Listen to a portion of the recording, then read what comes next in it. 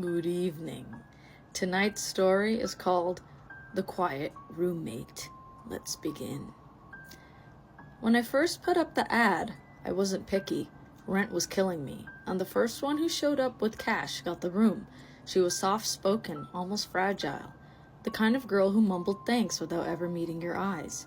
For the first few weeks, she was quiet but normal. Then, things shifted. She stopped coming out except at odd hours. I'd catch her in the kitchen once or twice, arms full of food, her eyes darting over her shoulder like something followed her. When she realized I was there, she froze, pale, clutching her bread to her chest. Then she bolted. Just before slamming her door, she whispered, "Don't look," and locked it. After that, I rarely saw her, but I heard her. Around 2 or 3 a.m., when the house was supposed to be mine alone, I'd hear her faint footsteps, the fridge creaking open, water running quietly in the sink. She moved carefully, as though she didn't want me to notice. Always when I should have been asleep, always when she thought I wasn't there. It unsettled me, not because of what she did, but because of how scared she looked every time she saw me, like I was in danger, like I was the shadow breathing down her neck. Then, last night, something changed. I woke up to a knock at my door, not frantic, soft, rhythmic. I opened it, and there she was, hair wild, eyes bloodshot, trembling. "You're awake?"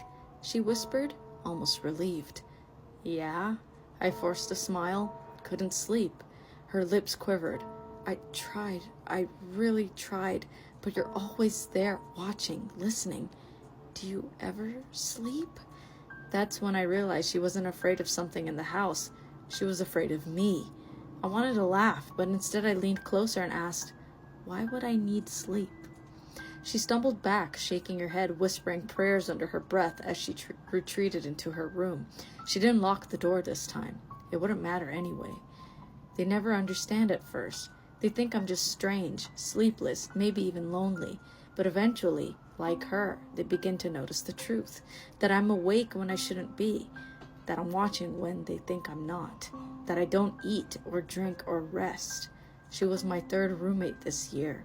And like the others, she's beginning to understand why the room is always available. I don't choose them. Desperation does that for me. I only wait.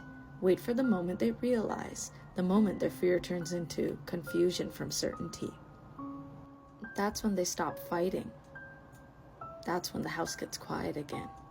And soon, it will be quiet. Very quiet. Until the next ad goes up. I hope you enjoyed that story. I really liked this one. This one was cool. Very spooky, very interesting. I'll see you in the next one. Happy spooky season. There'll be more videos. I promise. I know I'm just like saying it again and again, but it's just, life is crazy. And so many things tend to happen when spooky season happens, and then I'm around. But I'll be posting soon and more, hopefully. I'll see you. Got an email from our friend Vicky, who wanted to tell us about her spooky experience that she had while attending an event at an aviation museum. I'm not sure what the event was. I don't know. She didn't say. She just said fancy events. So I don't know if it's like a wedding or like a banquet or a benefit. I don't know. But she told me that this happened about 3 years ago, and the event was held inside of like the aircraft hangar area, but they had the big doors open that kind of let a breeze come through. And she said that outside of these big doors parked were like other antique airplanes, and they were lined up so that people could go out and they could look at them and just kind of take everything in. She said the point in the night came where she was just, her social battery was drained, which I completely understand. I feel bad. But she's drained, and she decides, I'm just going to take a few minutes and I'm going to go outside and I'm going to look at these antique airplanes that are lined up. She said by this point it was dark, but she could still see. She said that there were about 20 of them lined up, just like kind of parked around, and she's walking down and she's looking at them, and she says she walks up to this one and she can remember it. She said it reminded her of a bumblebee because it was yellow and it was black. But this plane really catches her attention. It's just so bright, and she just decides to look closer at it. And as she's looking at it, she's looking at the rivets that are holding the metal together. She's thinking, that's interesting because I don't see any screws on this plane. It's like these little rivets. But she's standing there and she's looking at this, and she says she hears a man's voice off to her right that says, "Can you believe that this entire plane is held together with rivets?" And at this point, she told me she's into it. Like, she is on the ground underneath this plane looking at the wing, like just taking it all in. So she says she didn't think that anybody was around, so she kind of embarrassingly climbed out from underneath of this plane in her dress, and she was like, yeah. She stands up and she looks at this guy, and she says she's looking at him and she is thinking, this museum has gone all out because this guy is dressed like straight out of the 1940s, like a 1940s pilot. Now, Vicky said in her email she doesn't know anything about aviation or aviation history, but she did find this very interesting. So she asked the guy kind of like, so like, what's up? Like, what's the deal with it? So he goes on to kind of give her the history of the plane, which she said that she doesn't really remember, unfortunately, because she said he was like super duper handsome. So he was talking, but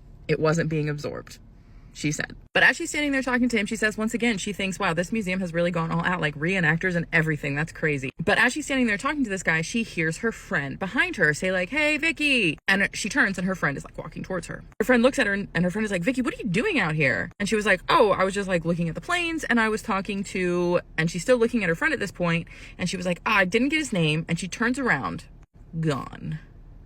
There is no man there.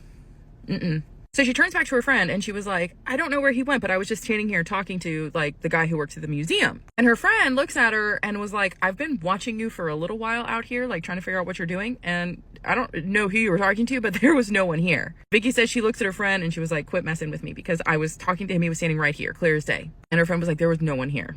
But Vicky knows what she saw and she says, I'm not buying it. My friend is just messing with me, whatever. But the staff that works in the museum is there. They are there for this event. So she goes up to one of the staff members and she asks them, hey, I was just outside talking to a guy who was dressed like he was a pilot from the 1940s. Is that something that you guys do regularly when you hold events? Like, do you like hire reenactors to come in and talk to the people who are attending? She says the person that she's talking to just blank stares at her. And she said, she's like, hello? And this person who works there says like, I'm actually the event manager for this aviation museum. We do not hire reenactors.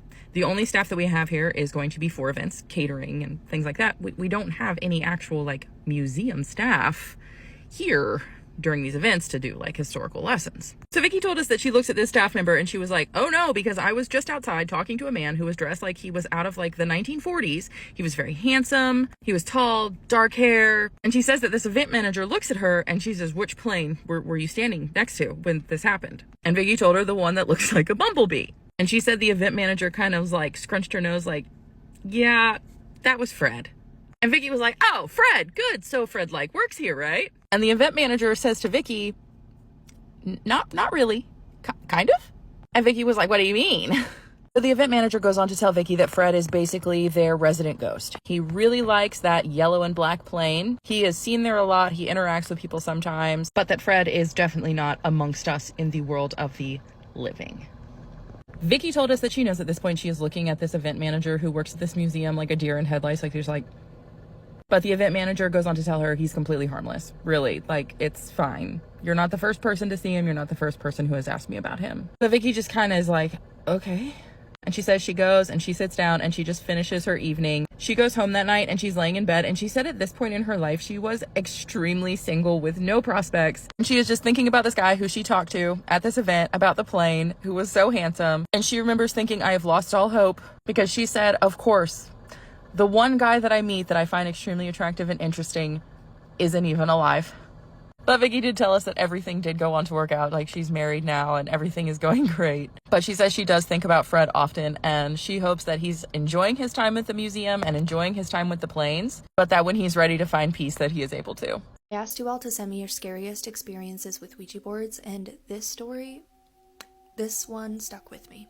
Especially the ending. So the person who sent it in said this happened when they were 14 years old. Their family had just moved to a farm in rural Kentucky, tucked away on 120 acres of secluded land. The house had a bit of a strange past. It once belonged to a man that everyone in town knew as the town thief, a shady guy who, according to local rumors, was into some dark and disturbing stuff. Well, when they arrived to their new home, the upstairs of the house was completely stripped. No carpet, no furniture, no walls separating the rooms, just one vast, hollow wooden floor, empty. Well, almost empty. Right in the middle of the upstairs space was a Ouija board, just sitting there, like it had been waiting. They were raised religious, and they knew better than to mess with that kind of thing, so naturally they brought it downstairs to show their mother. The moment she saw it, she panicked. She told him, put that thing in the kitchen sink and burn it now. So he grabbed some matches and tried to light it. When he threw the match onto the board, it flared, but then went out. He tried again, nothing. A third time, still nothing. At that point, even his mother looked unsettled, but what really unnerved him was his stepdad, who was an outspoken atheist, and he just stood there completely speechless. His stepdad finally said, "Give it to me." So they took the board outside to a metal wash tub in the middle of their yard, and his stepdad poured lighter fluid over the entire thing and lit a match. It caught, and for about 30 seconds, flames danced over the board, and then, just like that, the fire died. What's really creepy to me is that only the thin edges of the paper had burned. The board itself, especially the letters, numbers, and the symbols, pretty much remained untouched. So, frustrated and more than a little spooked at this point, his stepfather disappeared into the house and returned with a small container of raw gunpowder. And yes, he poured gunpowder generously all over this board, stepped back 5 feet, and tossed a lit match into the tub. After a big flash and a loud bang, a billow of smoke rose into the air, and when the smoke cleared, they looked inside just to see the board had, in fact, burnt. But every single part with a letter, a number, or a symbol was still intact. Blackened around the edges maybe, but otherwise completely untouched. His stepdad didn't really say much after that. He just handed him a shovel and said, "Bury it somewhere deep." So he did. That was back in 1987. Now it's 2025 and the old farm is gone. The entire 120 acres have been developed into a massive suburban neighborhood, over 200 homes lined up in rows, and somewhere beneath one of those houses, maybe underneath someone's bedroom or kitchen floor, that Ouija board is still there, buried about 4 feet underground and still just waiting. The most terrifying hiking trail in the United States is located in Tennessee, in the Appalachia, a place called the Norton Creek Trail. Now, the Norton Creek Trail is about an hour from Knoxville, Tennessee, and probably about 20 minutes from Gatlinburg. Now, this trail goes through the Smoky Mountain National Park, and this area has the highest concentration of old pioneer cemeteries and abandoned homesteads that you can actually visit. This area is known for ghostly apparitions, orbs, people disappearing. There is a famous story about a pioneer settler who went looking for his missing daughter on this trail and actually was found unalived. Now, the creepiest legend, though, in this area is that of Spearfinger. Now, Spearfinger is this old Cherokee legend that there is this witch who they described as being sometimes 40 feet tall, having skin like rocks, and this long, sharp finger that is shaped like a spear. And the creepy thing about Spearfinger is that she could shapeshift. She could be anyone, your auntie, your cousin, your best friend. And she could be walking right behind you. You turn around and she sticks her long spear finger into your back, rips out your liver, and eats it. Now, this story comes from this same general area. There was this woman who said when she was a young girl, her and her brothers and sisters, they lived in this small shack in the Appalachian Mountains. And she said, they were very poor. So this house was, not that big. They all shared a bedroom. And they said their father had to leave them alone for a couple days. So their auntie came to stay with them. So they said, one night they're hanging out with their auntie and they're joking, they're having a good time. When all of a sudden, they said the air just got stale and they could feel almost like a cold breeze blowing into the house. And they said the dogs started to freak out and bark and go crazy like someone was outside. So the auntie got really, really nervous and really scared. She takes the kids and they all go up into this attic where the father had made kind of like a safe area for them to hide if anything were to ever happen. So they're all sitting up in the attic and there's, this tiny little hole that they can see down into, the downstairs. And they said all of a sudden the door opened up and they said in walked this little old lady. And they said she just kind of, was touching everything around their house. And she said all of a sudden, this old woman started saying, "Come out, children, come out. I've got something for you. Come down here. I want to tell you a story." And she started, acting like she was this concerning old woman who wanted to give the kids, stories and candy. And so the kids started to say to the auntie, like, "Can we go down there? Can we see her? Can we see her?" And she's, quiet, just be quiet. And the more they resisted, the more this woman was like, come down here, kids, come down here. I got something for you. Like, I have some toys. And, they're like, oh my goodness, we don't have no toys. Like, we should go down there. We should go down there. And the auntie's like, no, fighting with them, saying like, you have to stay up here in the attic. And so they said all of a sudden, the woman kind of disappeared out of sight. And as they're looking down this little hole, they said the next thing they knew, a finger popped up through the hole and started, moving around. And she said the auntie and the kids are all scared because they're seeing like this finger just coming out through the hole. And they said the finger started to grow and grow, and it became almost like this long, sharp spear. And they said it started to move around the attic, and they had to like avoid it because it was almost hitting them. And the auntie just started saying these prayers like over and over again. And they said all of a sudden it was like, boom, like they had woken up from a dream. This old woman was gone. The air seemed normal. And so the auntie brings them down from the attic. And she said the next day when her auntie went outside, all of their animals that they had out there were like mutilated, torn apart. And she said to this day, she is afraid to go out in the woods in this area. I have a dating horror story that actually happened to one of my friends. She met this guy on one of those dating apps.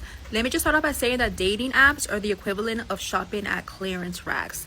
You know that everything's there for a reason, but somehow you still catch yourself looking through hoping that there's one decent thing left. Well, she thought she had found her one decent thing. From the first moment they met, they completely hit it off. She felt like he was too good to be true, which is usually another red flag. As time went on, she was like in her la la land, like newlywed stage where he could do no wrong, but things started to come up. She started to notice that not only did she didn't really know where he lived, she also didn't really know what he did for a living. All she knew was that for work, he constantly had to travel. Our alarm bells started to go off when he started to disappear for hours at a time.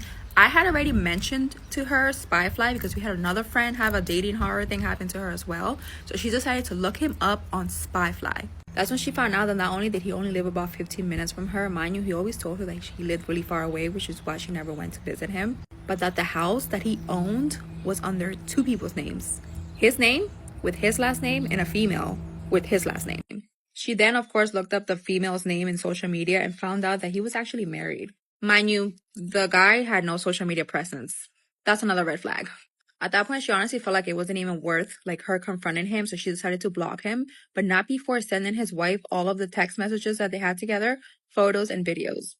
Want to get creeped out? I recently heard about one of the scariest, craziest hauntings ever. And if you've heard of a Hat Man, it seems like this entity or shadow person actually like terrorized this family. But if it was actually like the Hat Man, I'm not sure. And this didn't even happen that long ago. This happened in Pennsylvania around 2010-ish. This family was looking for somewhere to rent and they wound up renting a church parsonage, which if you don't know what that is, it's basically like a house that's on the same lot as the church and it's owned by the church. The house was big and beautiful, built in the early 1800s, and rent was cheap. At first, only people that moved in and were living there were a husband and wife and their teenage daughter, Liera. The person who was absolutely terrorized throughout this haunting was the teenage daughter, Liera. Right off the bat, the haunting starts with things that are already unsettling, like extremely loud stomping being heard by people, even though no one is there to be doing the stomping. TV repeatedly turning on by itself at 3 a.m. every night. But worse than the fact that it's turning on at like the witching hour is that it's turning on to a channel that no one even knew existed on this old box TV that only had a few channels, and specifically the channel it was turning on to was Catholic Mass, which, I mean, maybe that's not that creepy to other people, but I don't know, that's pretty creepy to me. Then this family starts experiencing a bat infestation, and these bats are terrorizing them. They call exterminators to come look, no sign of bats. Even though every person in the family, their friends, anyone who came over experienced these bats, they have these exterminators come, no sign of bats. Exterminators leave, the bats are back. I'm going to tell you guys a bit more because this gets fucking crazy, but if you want to hear the whole story, make sure you either listen to or watch this podcast episode on Just a Little Stitious, because, okay, this haunting goes from pretty fucking unsettling to fucking terrifying. Like, oh God. For instance, this is terrifying to me. As I said, the person most tormented by this haunting was a teenage girl named Liera. One morning, her dad asks her if her sister is okay. And Liera's like, to my knowledge. And she's thinking to herself, my sister's like been gone for a couple nights, like to a friend's. Wonder why my dad's asking me throughout this conversation. Her dad winds up saying, because your sister was lying in bed with you this morning. He had like peeked his head in on Liera to check in on her. And it looked like her sister was laying there with her. Her sister was not there. No one was there. But there was a second person in her bed laying with her. And honestly, things just they get crazier. These, whether it was one entity or multiple, whatever it was literally inflicting harm on Liara, not just mentally, like physically as well. The things that this poor girl experienced, honestly, it makes my heart race just talking about it, just thinking about it. When I was listening to her story, I could barely sleep at night. So make sure you check out our episode if that is something that sounds interesting to you, and stay tuned because we are also really hoping to get her onto the podcast as well, just to talk about her experience. And I am going to tag her in here because she does talk about her story on TikTok. Anyways, that's it for this one. See you next time. This is a true story that happened years ago. It may seem strange and unbelievable, but it's true. My family has been through so much and no one will believe what I saw. So I'm writing to you under a veil of fear and desperation, hoping that sharing my story might offer some clarity, or at the very least serve as a warning. My name is Jenna, and what I'm about to recount involves my family, my sisters Julia and Ali, my cousin Carter, and our close family friend Jacob. What happened to us defies explanation, and I fear it might not be over. It began during our annual summer trip to our family's secluded cabin in the Wisconsin woods. The cabin has been in our family for generations, a place of cherished memories and rustic charm. But this year, an unsettling atmosphere hung in the air from the moment we arrived. The first sign that something was amiss was the animals. They'd disappeared. The usual chorus of birdsong ceased, and the deer and squirrels that frequented the area vanished without a trace. Then came the dreams. We all started experiencing vivid, disturbing nightmares. I dreamt of shadowy figures lurking in the woods, their eyes glowing with malevolent intent. Julia dreamt of being chased through the forest by something she couldn't quite see, but whose presence filled her with primal terror. Ali dreamt of the cabin itself twisting and contorting, the woods closing in on her, suffocating her. Carter dreamt of digging up a grave only to find it empty, and Jacob dreamt of a voice whispering his name from the darkness, promising unspeakable horrors. The dreams began to bleed into our waking hours. We started seeing things out of the corner of our eyes, shadows moving in the periphery, fleeting glimpses of figures in the woods. We would hear strange noises at night, whispers rustling in the underbrush, and the distinct sound of footsteps approaching the cabin, only to find nothing when we investigated. The atmosphere inside the cabin grew thick with paranoia and mistrust. We started snapping at each other, our nerves frayed and our senses heightened. The turning point came one night when Jacob went missing. We'd all gone to bed, exhausted from a day of fruitless searching for the missing animals. When we woke up, Jacob was gone. His bed was empty and the front door was ajar. We searched the woods for hours calling his name, but our voices were swallowed by the oppressive silence. As we searched, we began to notice subtle changes in each other. Ali started mimicking Julia's mannerisms, tilting her head and using her phrases verbatim. Carter's eyes seemed to glow with an unnatural light, and his smile became predatory and unsettling. Julia started speaking in a voice that wasn't her own, reciting ancient incantations that sent shivers down our spines. I realised with horror that whatever was happening to us was not natural. It was as if something was trying to replace us, to wear our skins and erase our identities. We were being mimicked by something ancient and malevolent that had been lurking in those woods for centuries. The last thing I saw before I fled was Jacob, standing at the edge of the woods, his face contorted into a grotesque parody of a smile. He raised his hand and beckoned us to join him. I ran, not stopping until I reached the nearest town. I don't know what happened to Julia, Ali or Carter. I can only pray that they somehow escape the clutches of whatever is lurking in those woods. Thank you for listening to my story. I know it sounds unbelievable, but I assure you it is all true.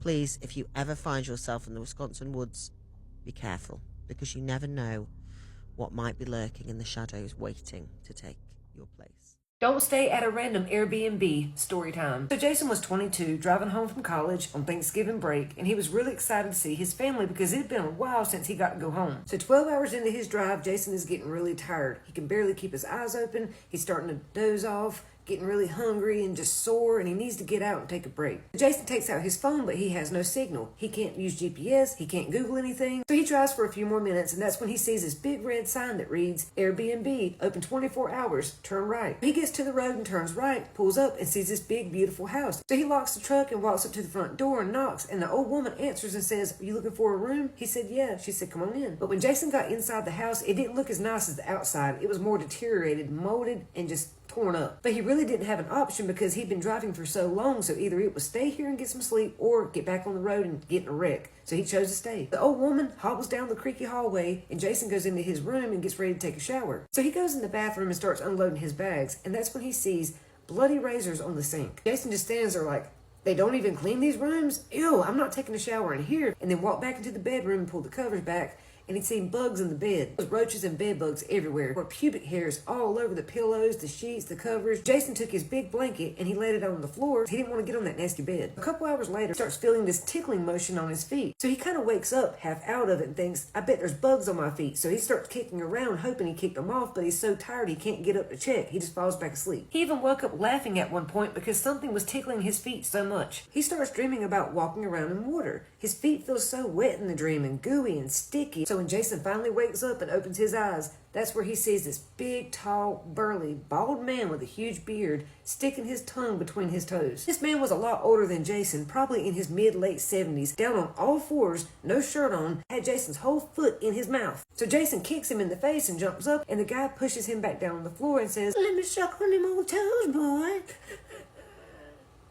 Grabbed his phone and took off running through the house. There was so much slobber on his feet that when he stood up and took off running on the hardwood floors, he almost slid down. That was how long they had been sucking on his feet. So Jason's running throughout the house with his phone trying to find a way out, and these people are chasing him, and they chase him right on out the door. And when he turns around, he hears the old woman screaming, he's getting away, get him. So he runs out to the truck, cranks it up, and leaves. They're throwing bricks, bats, everything they can at his back glass trying to get him to stop. So as Jason's coming down the driveway, he can see all these people running out the house behind him, like chasing him. Jason said his heart was beating out of his chest the whole way down that driveway because he just knew they were going to start shooting. And there, Jason didn't stop anymore. He drove straight to his mom's house, and when he got there, he told his mom what happened. His mama said, are you crazy? You stopped at some random house that you thought was an Airbnb? You could have been killed, son. Jason got home and unpacked his bag. Every sock he had was gone. They stole all his socks. There are 3 Polaroids, and in all 3 pictures, there are these 2 big burly men, and they are sucking and licking on Jason's toes while he's asleep. In one of the pics, these men had goated his feet, like they had laid their old long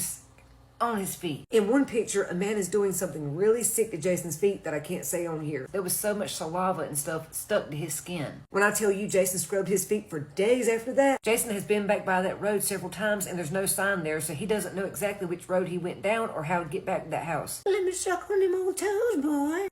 If it is nighttime, do not watch this video, especially if you live in Denver Harbor, Houston, Texas. This story was submitted by a TikTok user named John. He was about 22 years old, and he was visiting his friend that lived in the Denver Harbor neighborhood. So John was at his buddy's childhood home. So he's hanging out with the fam, everything's fine, but then his buddy has to leave for work. His buddy worked night shift, so he had to leave around 7 or 8 p.m. So John is hanging out with his buddy's fam, and he's about ready to leave. But before John can leave, his buddy's dad is like, hey, do you mind going with Heather to go check on this rental property? Heather is his buddy's sister. It's nighttime. His buddy's dad is working on some repairs in the garage. They don't really want, his sister to go out there alone. So John is like, yeah, for sure. So this particular rental property is about 5 streets away. And I'm actually going to show you a picture of what this rental property looks like. This is just to kind of give you guys an idea. So Heather and John grab the keys and they make their way down to this house. So when they get there, they unlock the door, they're checking the windows, they're turning the faucets on and off, they're flushing the toilets, just making sure that there's nothing out of place. So this property had been vacant for several months, but it was partially furnished. There was a TV and a small sofa in the living room. Heather and John were kind of messing around with the TV and they realized that there was cable on it. They're flipping through channels, just kind of like messing around. And as they're doing this, they can hear some thuds coming from the attic. He turns off the TV and he's looking at Heather and Heather's looking at him and they're like, what the fuck? Sounds like someone who's at least 200 pounds is running back and forth frantically. So John looks at Heather and is like, is there someone that's supposed to be in this house? And Heather would say, no, it's supposed to be vacant. Like, you saw me unlock the door. So as this is going on, Heather runs to the kitchen and grabs this old butcher's knife. She hands the knife to John and she's like, go see if someone's up there. So John grabs a flashlight, he pulls on the string that opens the attic and he starts climbing up. So with this flashlight, he does a full 360 of the attic and he sees some cobwebs and some 2x4s, but other than that, it's completely empty. So he climbs out of the attic, he looks at Heather, he's like, there's no one in there. They lock everything up and they hightail out of there. So later on, they get back to the house and he's telling his buddy's mom everything that happened. And his buddy's mom is listening and she's just like, oh, well, I guess it's true then. And John is like, what are you talking about? So his buddy's mom is like, you know, apparently a long time ago, there was a partial fire in the building. There was a maintenance man that was working on some electrical stuff in the attic, and he actually got caught up there and died. And it doesn't stop there. His buddy's mom would actually go on to say that her brother-in-law used to live in that house. And over time, he actually slowly lost his mind. Brother-in-law was not that old, but the family would actually go on to say that he started displaying symptoms of like dementia. His behavior started getting really weird. He was claiming he was having these like auditory hallucinations. It got so bad to the point where he actually kept all of the lights on in the house at all times. So not only was that rental property rumored to be haunted, but his buddy's family actually claimed that their house also had weird paranormal activity. So I do my research and I find out that this is a old ass fucking neighborhood. Not only does this area date back to the late 1800s, but it also has a long history of deadly fires. Just in the past 2 years, well, actually less than 2 years, there's been 6 significant fires in the neighborhood. This would be above average compared to other neighborhoods of that size. And when you actually go and look at the details behind some of these fires, it can get pretty gruesome. Like in that same neighborhood, there was a fire where almost an entire family perished. Some of these fires are allegedly started by some of the gangs in the area, and some of them are even fires that had started in the attic, just like the rental property. Now, I'm not saying it's one or the other, but it is kind of interesting to look into. So that is all I have for you today. Thank you so much for watching. If you like videos like this, you can follow me if you want. It's pretty much all I post. So yeah, stay safe. I'm gonna tell another weird story of something that happened when I lived in Appalachia. Don't give me shit about how I pronounce the fucking name.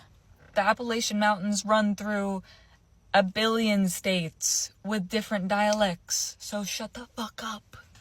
I feel like it's just as justifiable to call it the Appalachian Mountains as Appalachian. It doesn't matter what you say, potato, potato. But anyways, back to the story. I lived in Jasper, Georgia. Inside of Jasper, Georgia, there's a small little town called Tate, Georgia, where they produce marble. There's like all these marble factories all around where I lived, and around the marble factories, it's like coated in this white dust. It was kind of weird. I'm going to tell a story about Tate, Georgia today. So I had a friend who, their whole family lived on a mountain in Tate, Georgia. Like, it would be like my friend's house, their family next door, more family members next door, more family members across the street. Like, they ran the fucking block type shit. She was my best friend growing up, and she's still one of my really good friends to this day. She's awesome. But for the sake of this story, I'm going to call her Rachel. So across the street from Rachel's family's house, there's this one house that has like all this kudzu in the backyard. And her mom always told us, don't go play in the kudzu, don't go over there. Because the person who lived at that house before unalived themselves, and it was just bad vibes over there. So one day, we went over there and we were just like fucking around in the backyard. Just like walking through the kudzu and like looking through the windows of the house and stuff. And we just kind of felt this bad energy. So we ended up just going back to Rachel's mom's house. So I don't know. I always knew like that place was kind of bad vibes. But anyways, fast forward, I'm in college. This is probably like 5 or 6 years later. Basically, Rachel and I are living together while I'm going to college in this town called Kennesaw, Georgia. I went to KSU. And Rachel's mom calls us and tells us this really scary story. She said that she had a dream that she walked to one of the family members' houses down the street. And sorry, I just saw my neighbor in the back and it kind of scared me. But she said she had a dream that she walked to one of her neighbor's houses, her family member. And she said in the dream there was this dude in a tall tuxedo, like a tall dude in a tuxedo with no face following her. And she said it freaked her out so bad that she started running in the dream. And then all of a sudden the dude with no face was in front of her. And she said he was just really close to her, and it scared her so bad that she woke up. So she called us and basically told us about this weird dream she had, and she said it was the most vivid dream ever, and it was just all sorts of weird. And so, yeah, I don't know.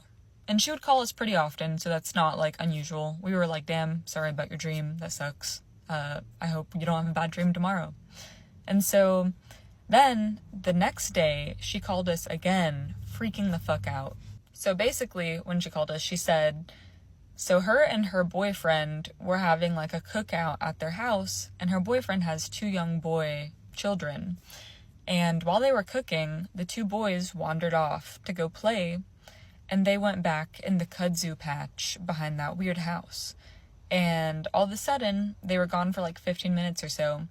And then they hear these 2 boys screaming and sprinting back to Rachel's mom's house.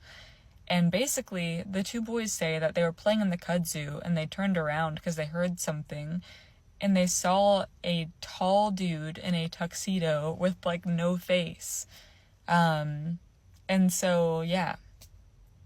Rachel's mom was freaking the fuck out and was like crying on the phone with us, and it was really fucking scary. I don't know what the fuck to make of this story. It's just something that, like, I don't know, it happened, she told us about it, and then I was like, Slender Man? What the fuck? So, yeah. A lot of weird stuff happened growing up in Jasper, specifically around the area I lived in for some reason. I don't know if, like, I don't know what the fuck is in the water in this area, but yeah, a lot of weird stuff happened. That was one of the scarier stories, just because, I don't know, there's no explanation for that, and it's weird that Rachel's mom saw that person, or that thing, in her dream the night before. So, if you made it till the end of the story, shout out to you. Thanks for watching. Let me know what you think in the comments, and I will post more stories. Bye, y'all. One of our creepy storytime family members, Ember, sent in this story, and it is terrifying. Ember lived in a small town in Texas, and one of the things that she loved to do for fun was to go and investigate this little graveyard nearby. She said she's not a professional or anything, but she's done it enough times that she doesn't scare very easily. She said most of the time it's just quiet nights and cold spots, and maybe every now and then there might be a glimpse of something at the corner of your eye, but nothing major. She said the place is nothing big, only a few graves and maybe some trees scattered around. There wasn't even a fence. It was pretty open, and she'd been there so many times day and night that she pretty much knew every headstone by heart. On one particular night, she said she'd been out there a while already, maybe over 30 minutes. She said at first nothing weird. She was just walking towards the back, kind of where some houses were, and then she saw a girl standing near one of the trees. She caught her off guard because this place is pretty small and open, and she would have seen if somebody was in there, even in the back. Once she sees this girl, everything kind of changed. It didn't feel safe anymore. So Ember was facing the girl, and the girl was facing Ember, and there were lights on behind the girl, so her body outline was illuminated, but it was too dark to really make out her face yet. She described her as wearing blue jeans and a blue hoodie. So Ember said she feels ridiculous because she immediately felt afraid, and she even noticed that everything around her went quiet. Even a little bit of breeze that had been going on completely stopped dead. She also wanted to reiterate that she had been doing this for so long with other people, alone, and she has never had this kind of irrational fear before.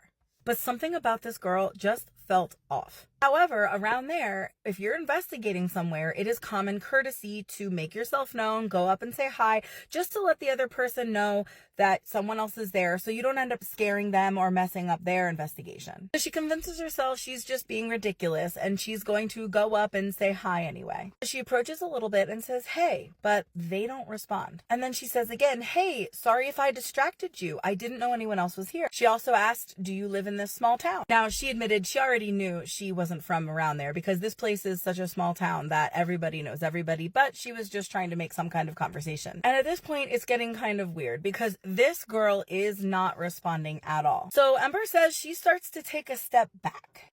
She also says that the way that this girl was standing was definitely not normal. Like, she was just standing there, but her whole body was really rigid and tense, not like a relaxed kind of stance. Tension is rising, and Ember is even more scared now. And then this girl takes a slow step towards Ember. So another wave of fear comes over Ember and her stomach drops. It's like her brain couldn't catch up and she just took another step back, and now they're still facing each other, standing still. And then this girl steps forward again, and now Ember is like feeling like she is prey, and she backs up another step. So absolutely terrified, Ember lifts her flashlight up to see what this girl looks like, and you would not believe what she describes. She said where her face should have been was completely smooth skin.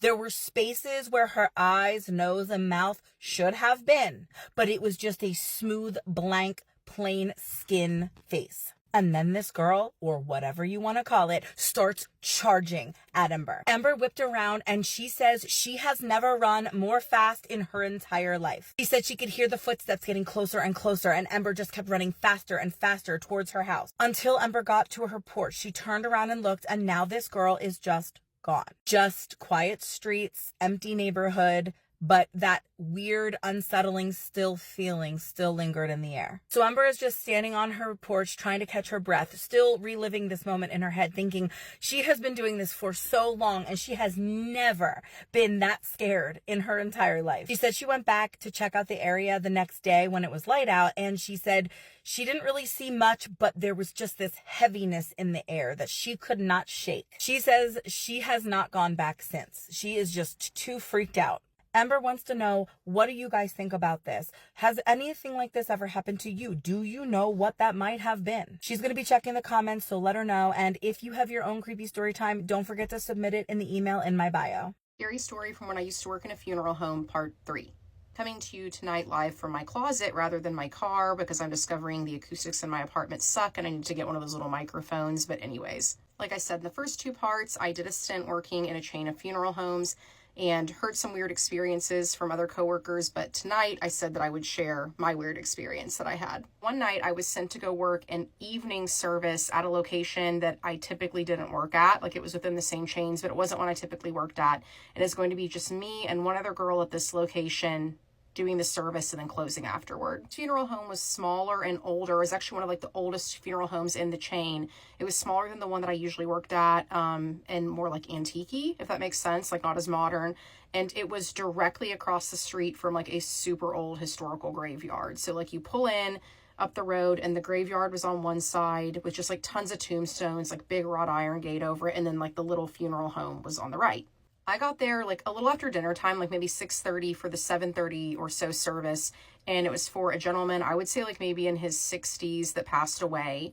And only a little bit of family was going to be there. Everything had been set up like from the day shift. So it was really just me and this girl that was helping out to, you know, get the family there. And it was a viewing really more than a service. So at that point, it was going to be just kind of people filtering in and out, like paying their last respects. And then we would close for the night. And then I noticed immediately it had like a very different vibe than like the much newer modern location that I was at, but it was very pretty. Like there were, you know, pieces within there that had been there, you know, for a very, very long time. So, you know, if you're into that kind of aesthetic, like it was a cool spot, but like you definitely could feel the energy was a little bit different. The gentleman was in his casket at the very end of a small room, like a viewing room, that had like maybe, I don't know, like 4 rows of pews and some flowers set up, and only a couple people really, you know, came in and out, but he was at the end, and it was like a darker, like more dimly lit room. It had like older, these like lantern styles in it. So like kind of like a, just like a more like, I don't know, gothic feel to it. Sun sets, the families come and go. It's time for us to start closing down the location. I had gone at one point to go get something out of the room, and everyone was gone, and it was just me and the gentleman in there. And like I said, he was like an older gentleman, and, you know, he was like a bigger guy, like a heavier set guy, older African-American gentleman. And he just had like a very, I don't know, like when you've been around, I think the industry a little bit, like you kind of just like get vibes off of, you know, people that come through, and he just had like a very like calm, like kind of like a calm vibe. I didn't, you know, feel anything strange. I just like a nice energy from him, so to speak. So as I'm in the room getting something that I needed, I turned my back and I was facing with the casket to my back. As I was doing what I was doing, I remember I like hit my knee or my foot or something on one of the pews, and I was like, crap, like just out loud to myself, crap. And then from behind me in this silent room, right as I said it, right, like a beat or two after, I heard a man laugh. Like the kind of like a chuckle, like what I would expect to hear from like my dad or my uncle, like someone just kind of like having a little laugh at you. But I was the only one in the room other than the gentleman. So I kind of froze and looked, like, did someone else, is there a family member still in here? Did someone see that? But I look around the room and I know I'm the only one who's in there. I know the only people in the building are me and the other girl. But after that, I'm like, I don't want to be by myself. So I go to where the other girl is. And I said, hey, have we like checked? Is everyone gone? She's like, everyone's been gone. Like, we're locked up. It's just me and you. So at that point, I'm like, okay, like either I'm going crazy, or I think like somebody just laughed at me when I banged my leg. So it was definitely a weird experience. Like, I know like our minds can play tricks on us and stuff, but like I feel like I know what I heard. But I wasn't, like, it was a little like creepy, but like in retrospect, like it really did just feel like someone kind of having a laugh at me. I did end up back passing through that location one other time, and I feel like something kind of funny did happen, which I can share that story, in my next video. But I've really enjoyed, reading the comments and seeing you guys' responses to these stories and hearing other people's experiences and hearing people's opinions, like what we think these experiences that we have could be. It seems like even from like different, ethnic backgrounds or religions or, parts of the world, like we all have these, strange experiences that we, can't really pinpoint what they are. So yeah, I'd love to keep hearing your experiences in the comments, and, I'll be back to share another video maybe tomorrow.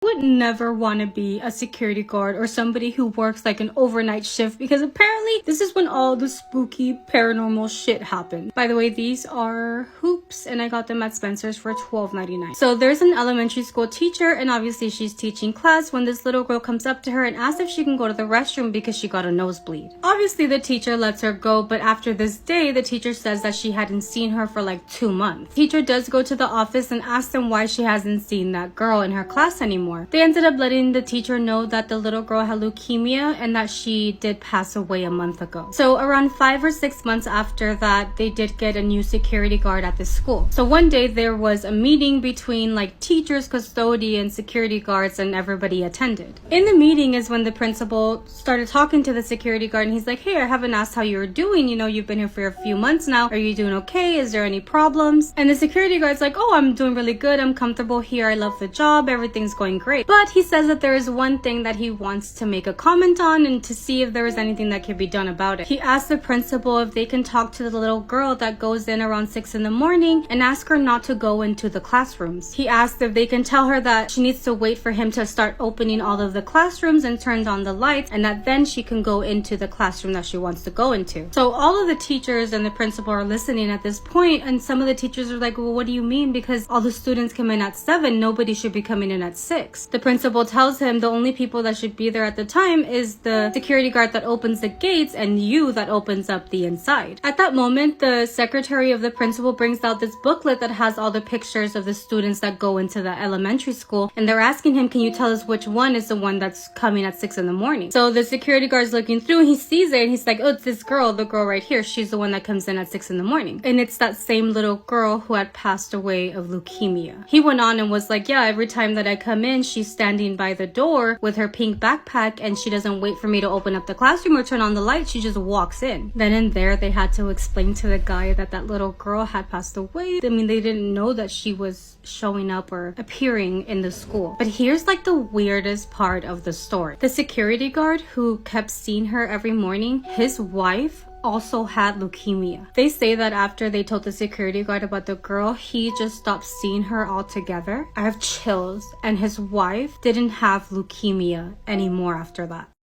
So this story happened when I was a teenager and I had just got home from the movies.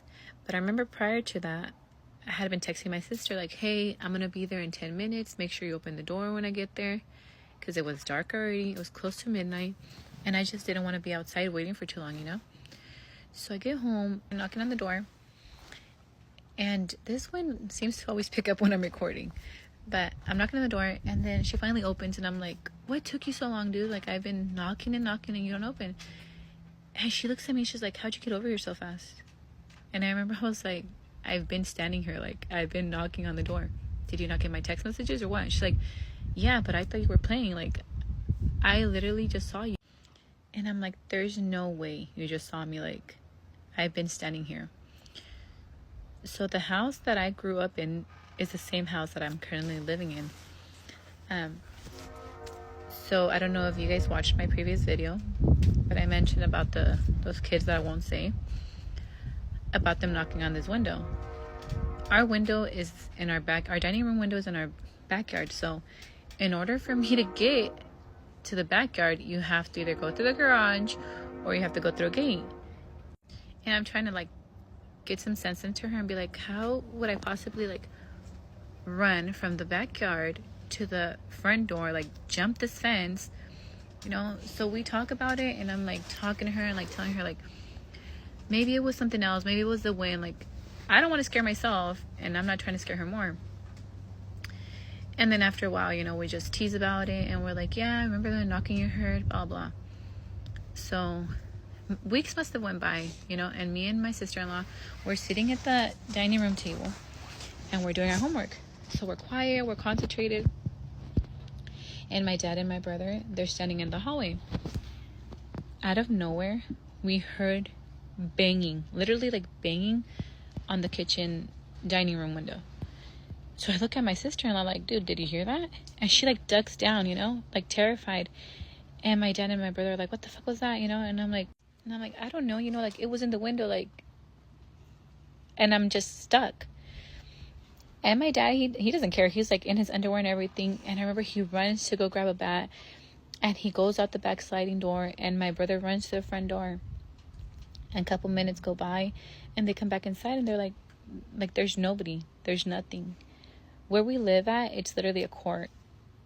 So if it was somebody, I would imagine that they would have seen them running, you know? Our whole backyard is fenced, unless they would like jump the backyard, somebody's backyard or whatever. But like even that didn't make sense to me. Like, why would somebody jump a fence just to knock a window and run? That literally like gave us all chills. And you know, we try to put like 2 and 2 together, like what was it? And you know, here comes my sister, like, I told you guys, I told you that there was something in the window that day, and nobody believed me, you know? But I'm like, you said it was me who was standing there. And she's like, well, yeah, because this thing had long hair, you know? She's like, but I couldn't like rule out their face. And so then I started thinking, like, was this like something mimicking to be me, like to get inside the house? Like the fact that it knocked so hard, you know, and it made itself known like in front of everybody. And I remember like my sister-in-law like being terrified when this happened, because we would tell her things, you know, like we hear this and we see that, but I don't think she really believed it. And when that happened, she was like, damn, like there really is something here. Okay, I'm gonna go inside now. Okay, I don't know why that bird made that sound, but yeah, I don't know if something similar like this has happened to you guys, and if you found out what the knocking was, or what does it mean when you hear 3 knocks. You can let me know in the comments below. I used to do house calls in the hills of the Appalachian Mountains. Many of my patients lived off the grid without running water and electricity. All of my stories are changed for the sake of HIPAA and for the sake of storytelling. We're just going to cut it short, okay? But, so when I was little, my mom collected dolls. My father was in the military, so she had, like, porcelain dolls, china dolls, collectible dolls from all over the world, right? I think that's where my general, like, from dolls comes from. But, nonetheless, that's not the point. When I was young, my mom was gifted a doll from my dad named Jessica, okay? And Jessica was probably 3 feet tall. She was like a porcelain doll. She had brown curly hair, and my dad took my mom's communion dress that she received her first communion in and sewed it onto the doll. So the doll was wearing my mom's first communion dress, and it was on like a wooden stand. Now, my parents lived in a very nice house. You walk in, it's marble floors, there's like white arches to the left, you're ushered down this long marble hallway, and then on the left is Jessica, straight ahead is the kitchen, and the right is the stairs. This is important. So the living room is to the left, and then there's like the couches and whatnot. Now, this is pertinent because my siblings and I live out in a rural area. My brother pretty much lives all over the world. He travels for work. He's like in the Philippines one week, he's in Colombia the next. And my sister, she lives up in Cleveland. So whenever my siblings and I would find ourselves like on that side of town, we would like stay at my parents' house sometimes. So I was in town for, I don't know, something. I'm married, but not the point. My brother was in town also. He was sleeping on the couch. And from our understanding, Jessica, the doll, was attached to the wooden platform she was standing on, and that's what held her upright. We were always under the impression that's how it worked. My brother woke up and I came downstairs and I was like, well, did you have a rough night? You look kind of rough. Like, you okay? He's like, yeah. He's like, I had some weird dreams though.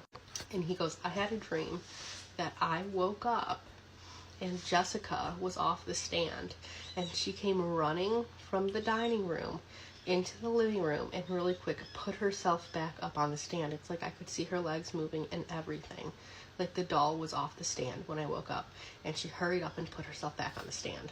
And I like laughed a little because I was like, well, she's not on a stand. I think the platform is part of her, you know? And my brother goes, no, she's on a stand, and I know because she was off of it. He's like, I don't know, I don't think it was a dream. And mind you, my brother doesn't believe in all this shit. Like, he is the most down-to-earth, logic only, no bullshit guy. Probably one of the smartest people I know. And so, just to humor him, like, hang on, I hate touching this doll. I'm like, let's flip her upside down and see if her feet are stuck to the platform. And lo and behold, this doll is not attached to the platform.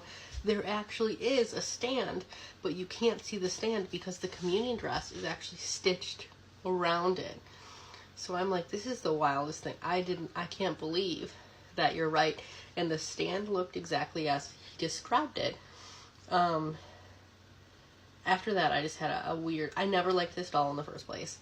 But Jessica, and it's weird because my mom always said like, oh, say hi to Jessica. Stop. Just leave it alone. This thing like looks like it collects souls. Its facial features are too person-y for me. I can't stand it. Me and Jessica, we don't vibe. Something about this doll just freaks me out. And since then, I was like, absolutely not. Absolutely not. Stay away from the doll. I'm like, I don't want it near me. My mom brought it to my house one time. So I'm like, get that shit out of my house. You're not funny. So that's where my general for dolls comes from. They have a Jessica. Jessica has a vibe. And I'm not about it. It's just a doll. See if I'll stand next to it. See if I'll stand You want to next to see it. it? There we go. There we go. Oh, you don't want that doll. Okay. Oh. Grandpa's got you. You don't like that doll? This is how horror movies start. You know that. This is how horror movies start. This one haunted ass doll. Try to put him next to it again. Okay, ready? We're gonna videotape it, okay? I'm on video. The doll has like souls in it. I don't blame him. All right, that's enough. Stop.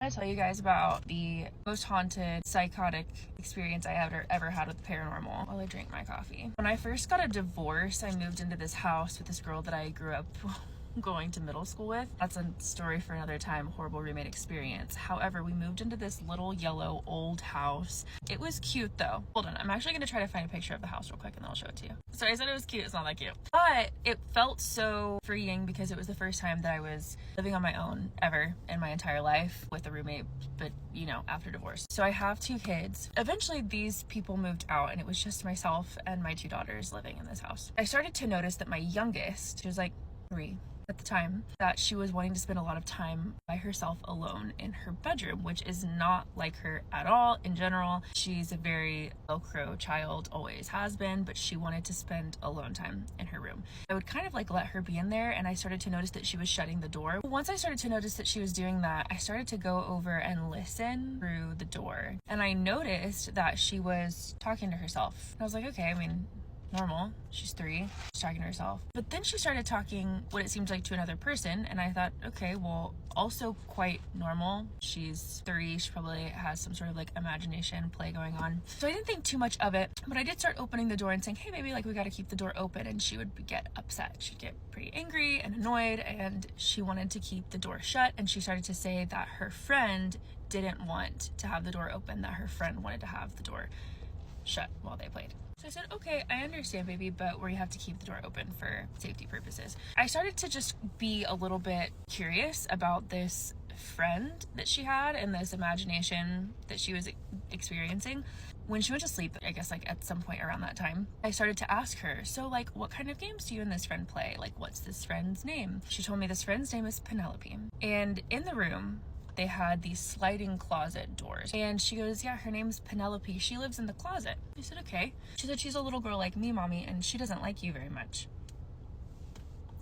I was interested about that. It's like, why does my daughter have a imaginary friend who doesn't like me? Like, what could this mean psychologically, right? So I was like, okay, well, why doesn't she like me? She goes, well, she says that you're not a good mommy, that you're a mean mommy. And I said, okay. She said, well, her mommy died. She's 3. We didn't have any death in the family. We don't have conversations about death. Like, nothing. Like, we don't have death at that point. She was like, yeah, well, her mommy died and they lived here. At that point, I was like, that's a little bit weird. But I still was thinking, this is probably an imaginary friend situation. I probably need to just try to figure out why she's created this storyline. I don't know how she could have possibly created this storyline.